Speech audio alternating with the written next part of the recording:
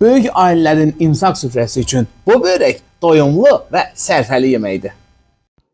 Millanın qaymaqlı ağ pendirindən istifadə edib, onu xırda-xırda əlimlə didirəm. Bunu göyərtəyə qarışdırıb lavaşın içinə qoyuram.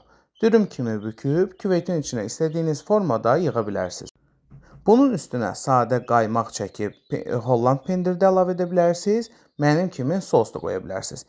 Mən əvvəlcə kərə yağını əridirəm.